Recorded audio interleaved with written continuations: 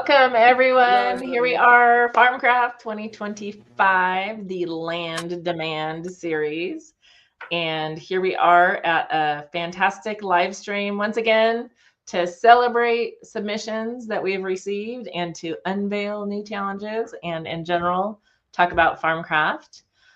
We have a fun lineup for you today. My name is Claire LeBeau. I am Chief Advancement Officer at NASEF, the network of academic and scholastic esports federations. I always have to take a deep breath when I say that. And just really excited about this Farmcraft program. I have seen a sneak peek, by the way, of the world that is to come, and you all are going to love it, but we'll save that for another stream.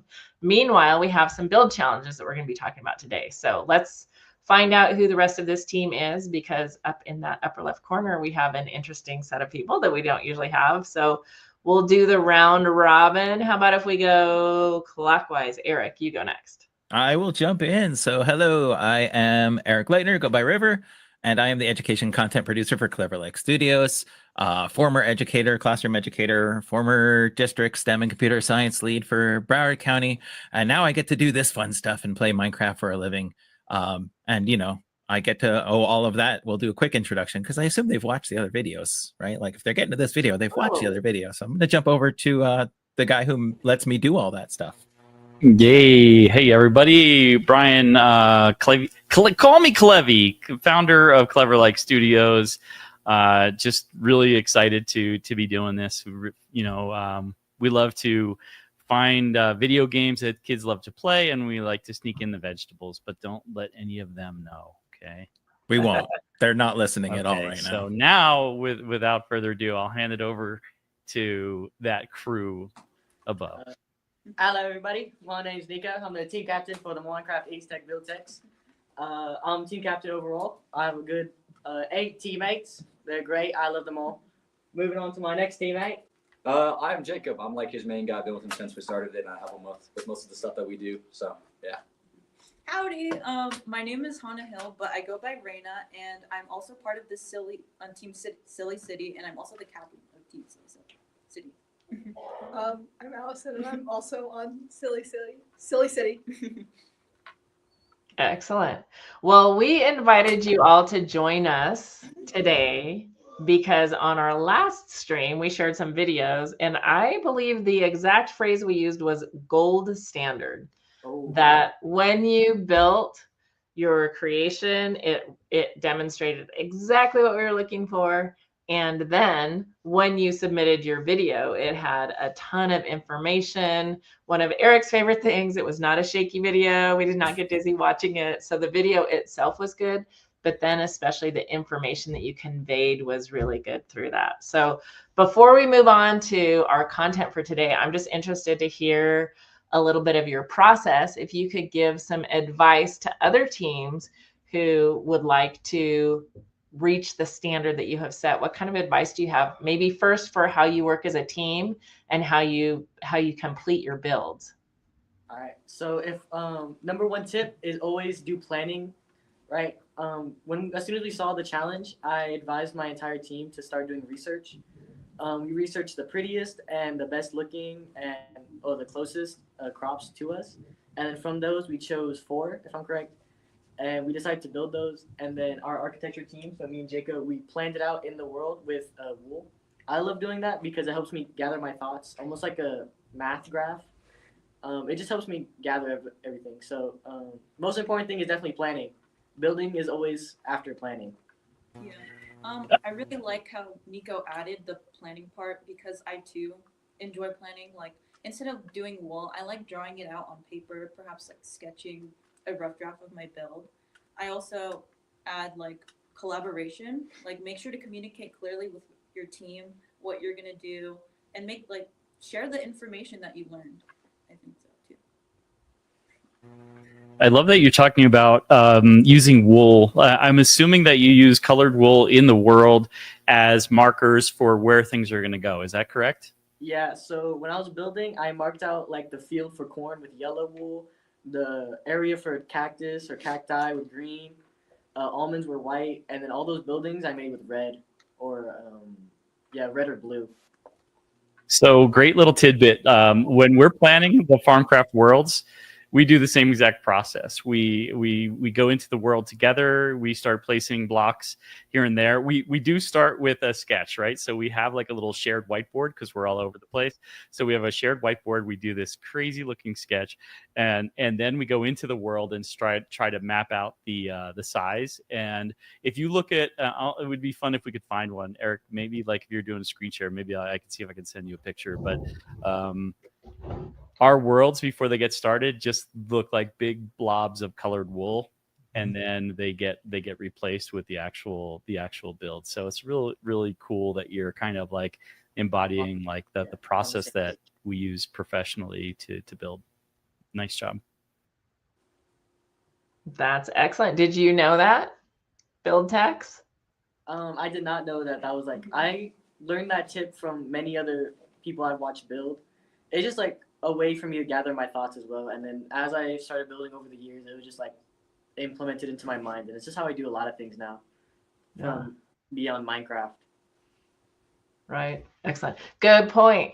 The organization and the structure applies. You might learn it in Minecraft, and then you can apply it in other places or other types of projects as well, which we always say that's an important thing about esports. You can develop a ton of career skills and a ton of life skills while you're gaming or while you're in Minecraft building, and those skills can transfer to other areas of life. So look at that. You illustrated it without even knowing. Thank you. All right. Let me ask you this question. When I watch your videos, and we'll see actually, well, I don't want to give away too much yet.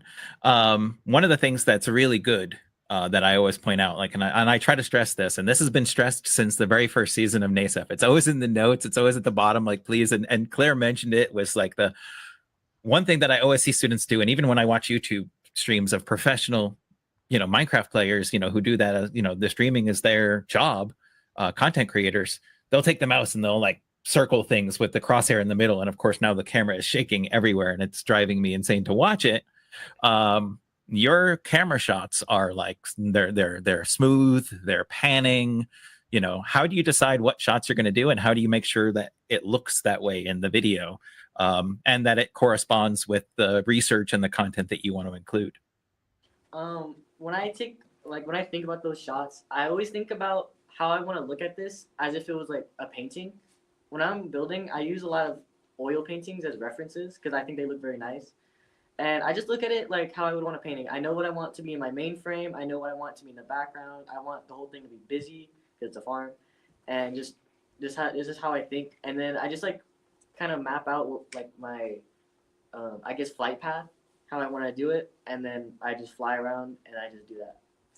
Yeah, I agree with Nico actually. Like the painting thing is a very important aspect. Like I try to look at it from every angle and see what best communicates what I was trying to put across.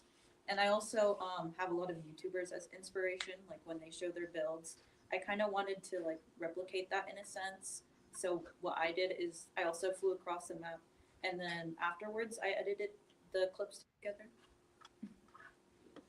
I love that. Plus, my tip that I always give, you've got sitting on the desk in front of you, is that when I'm having to capture footage and I want like this really nice, smooth panning shot, I do not use my mouse keyboard because digital inputs. So I switch over to my controller so I can do an analog input, and that way I can pan across nice and slowly and smoothly, as opposed to like the single speed that your WASD keys on your keyboard offer.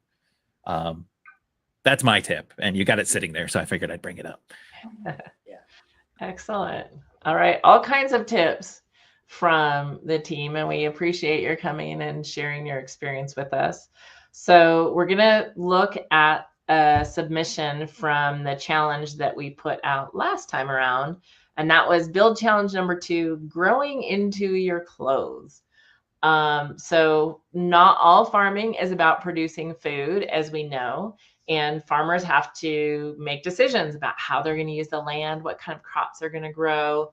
And so the challenge was design a farm in your Minecraft world to model and highlight productions of cash crops grown for producing clothing, fabrics, and textiles.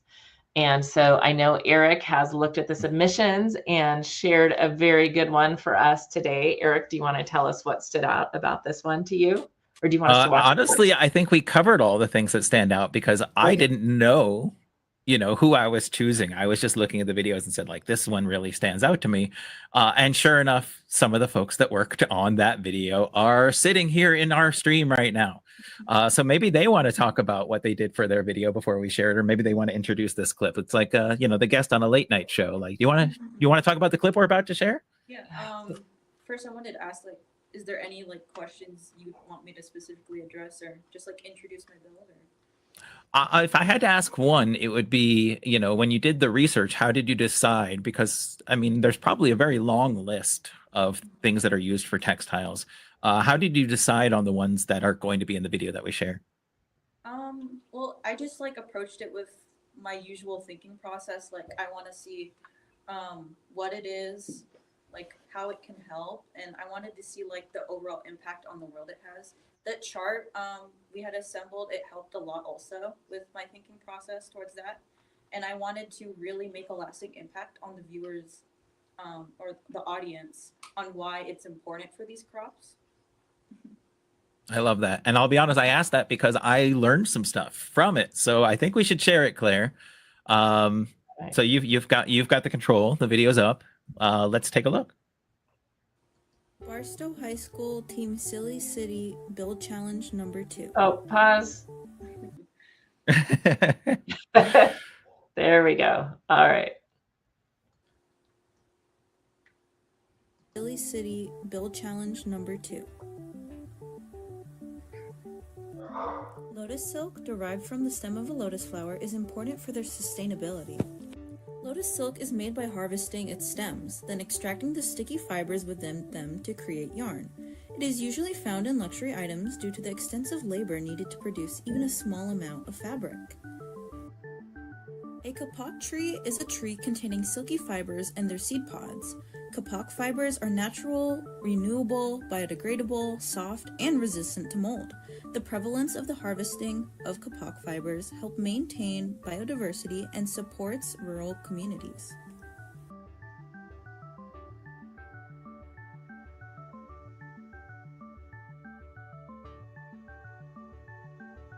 Milo mushroom leather, as you may assume, is leather made from mushrooms.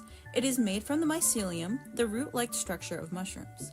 The invention of this material is especially important as it may even mark a turning point in the leather industry and a much more sustainable method to produce larger amounts of leather.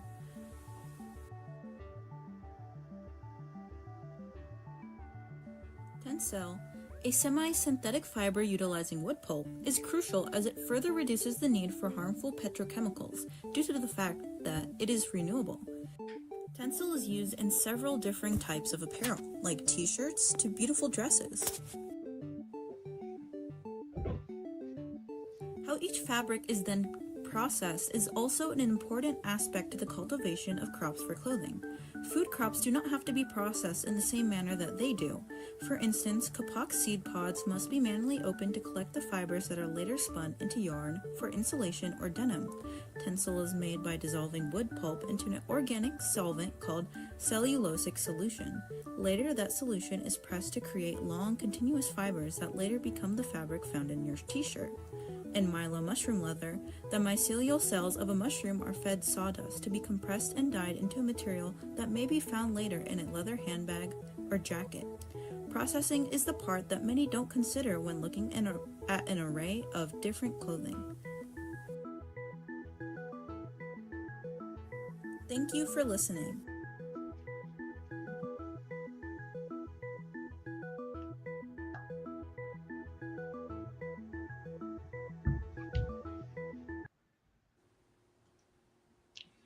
Excellent. Well, I know that's one of the things that you love, huh, Eric, that they show us. I love the KWL chart. I mean, Yeah. I was a classroom teacher. I always used my KWL charts, and they are invaluable. And we actually had a conversation with teachers the other day, and I mentioned that the KWL parts are a part, and they were like, "We love KWL charts." So I'm glad the students, found it useful. But I also know that the teachers, love seeing it because it shows the thought process, that we're going through in order to find the right information or, our research strategies. Right. So the crops that you had and the different plants that were there, are those found close to where you live, or did you just research them and you thought, oh, these are interesting crops?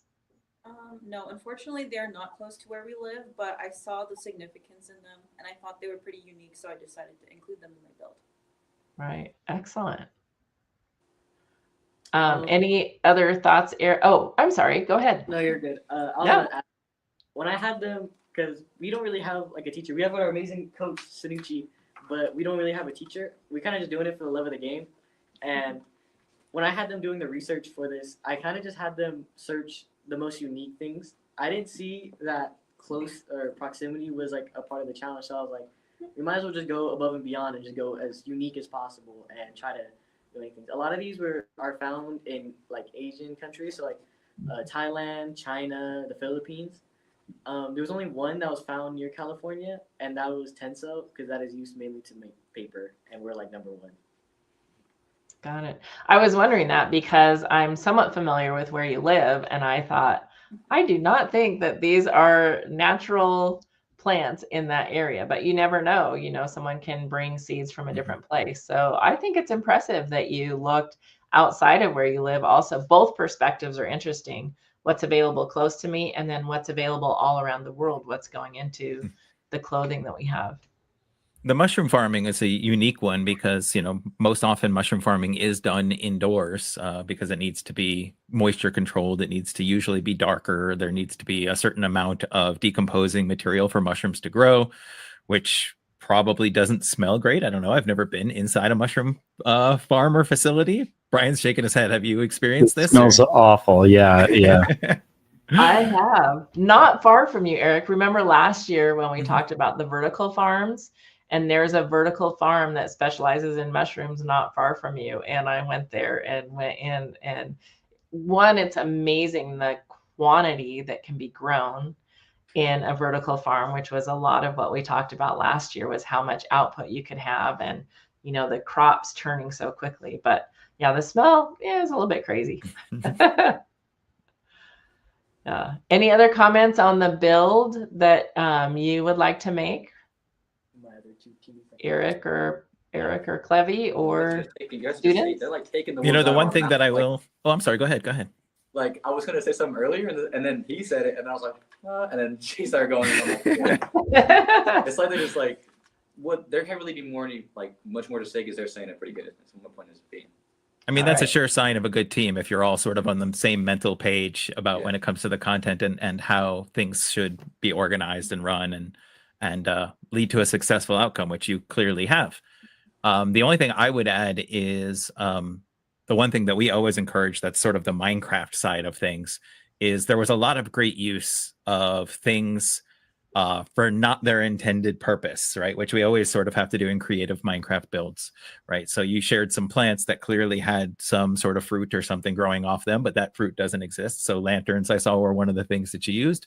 And it's one of the things that we encourage, right? Is how do we get creative enough to model something that isn't directly in the software or in the game? So how do we model the things that aren't present?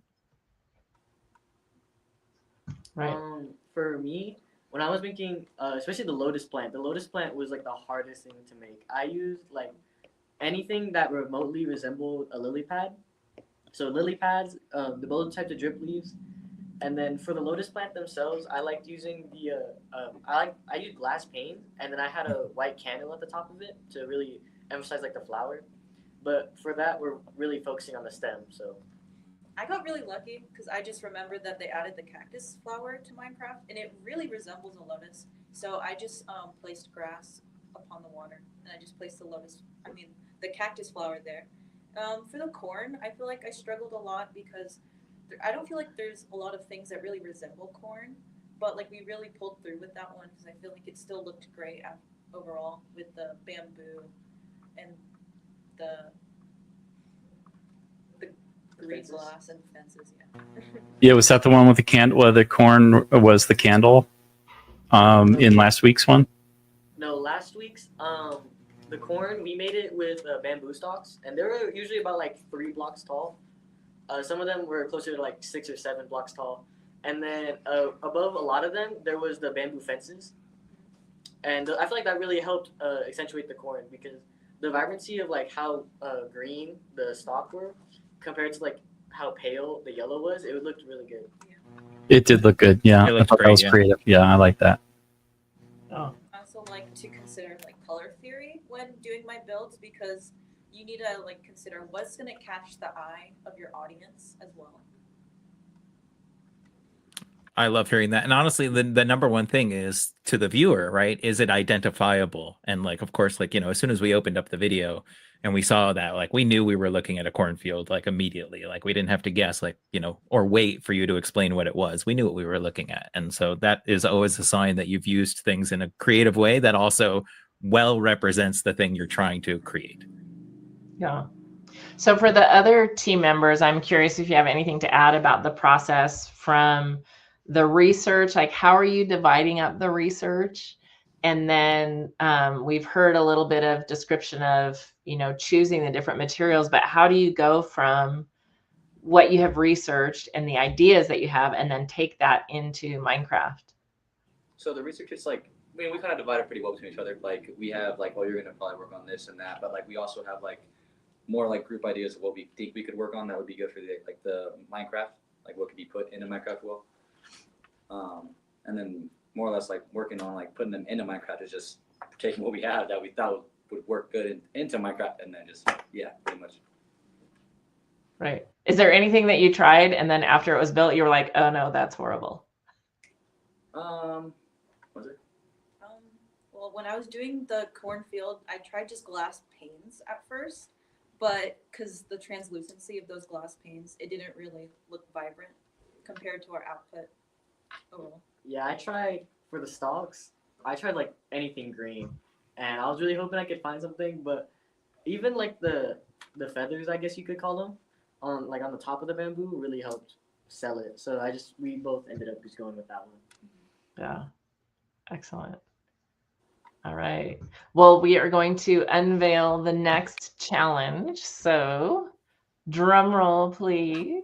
Oh, wow. Good. That's a good drum roll. Here, I'm in. Possibly the best one we've heard. All right. Awesome. So, Eric, you want to walk us through what the idea is for this next one? I'd love to. And of course, we're going to stick with the puns. You know, we had a good pun, right, last time, right, with growing into your clothes. The puns are only going to get worse from there, and I'm okay with that. So build challenge 3 is, would you believe we can grow a home? Right. So and it's interesting because you shared some things that in this previous one that could definitely be used. Oh, is it time to go? Are we missing the lunch? Are we missing the bell? You know, that definitely there were some trees involved, and there's probably going to be some trees, but not only trees involved in this next challenge. So obviously we have plants for food. We've got plants for clothing and fiber, but we also have plants that we use for shelter. And notice, like, you'll probably notice the trend here, right? Food, clothing, and shelter are really essential human needs. And all of these come from how we harvest and resource or harvest resources. And not only that, but make sure that we can continue to harvest resources. But the challenges are kind of scaffolding up as we go. All right, growing food is already a challenge. Growing the things we need to make clothes could introduce new challenges. And of course, growing and maintaining and have a sustainable way to grow the things we need to build homes or to resource the things we need to build homes becomes an even greater challenge. And so that's our new build challenge is, right, we've been using wood as an example or other plants as the materials to build our homes. How do we farm these? And what are the greater challenges in farming these resources and these materials compared to the other two? How is it very different? And in many ways it is from growing things for fibers for clothing or for food. So we want to do the research. It's very similar, obviously, right? Do the research and figure out, like, what materials can we grow that we are using to build our shelters? What are we harvesting? And if we are harvesting it, how do we make sure that we're doing that in some level of sustainable way? Because it is not always harvested in a sustainable way, as we know when it comes to things like trees, for example. So that is our challenge. Of course, down below when we're on this third challenge. And by the way, Claire, I just want to say I really love the build challenge layout this year. This is like so It's clean. awesome, Like I love it. Yeah. Props to right? Carolyn. I'll make sure to send kudos, right? So we've got our challenge guide, and yeah, we got it in Spanish and French as well. I feel like every time we come on here, we're going to see more and more languages. It's just going to keep growing, right? And then we do have our same submission portal. So the goal is, of course, build your world, video capture that world, give us the voiceover and explain what you put into that world. And once you've got your video laid out, we saw some great examples over the last 2 streams. So kudos to the build techs. You're going to head to that submission challenge link or submit challenge link, and you're going to provide us with all the information about your team, as well as a link to your video. And I will say, and I want to encourage this again, I reviewed a bunch of videos, over the weekend and this morning even. And I want to say, please, please, please, once you've got your link, open up an incognito window in your browser, put that link in there and make sure that it opens, because if it doesn't work in an incognito window for you, then we won't be able to see it either. So make sure that you shared it properly. And that's the easiest way to test it, is open up an incognito window in your browser, check the link, and see if it goes straight through to your file or to your video. And Claire, am I missing anything? No, I think we're set. So one thing we want to say, it's not too late to join. You may just be seeing this stream now and thinking, how are we going to catch up?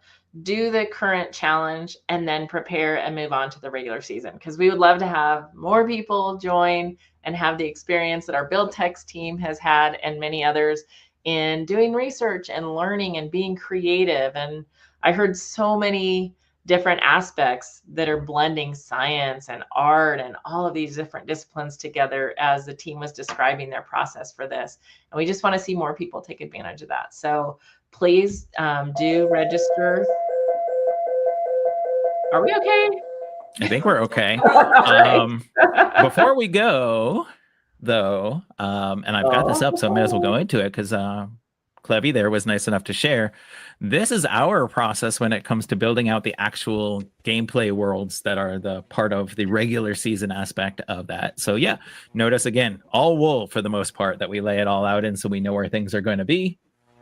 And then that slowly, of course, evolves into the worlds you're playing. And you'll notice there's even some stuff built in the wrong areas that we then clone into where it is going to go later. So, the palette it all sort of slowly comes together. Yeah, I don't know. So your color theory, the palette, it's up there, right there in the above the truck. Yeah, like looks like the gradient palette above the truck. Yeah. Should we show where this started, though? Like I would love to. Back? This one is great. Should we go back a step to where it started? This is the professional work. Look how professional it all is. Like literally ideas, collaboration, the team just trying to come up with ideas of how do we settle transportation and build a game, build the biomes, and make it fun, make it playable, scoreable, all those things. This was the beginning. And then you can see the palette up here much better. Yeah.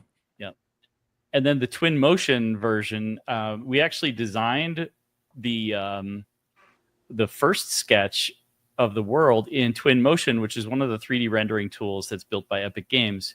And so we use that because it has nice terrain sculpting and painting. So we were able to kind of get a sense of scale for where do the different biomes live, how are they relative to each other, what is the scale of the map.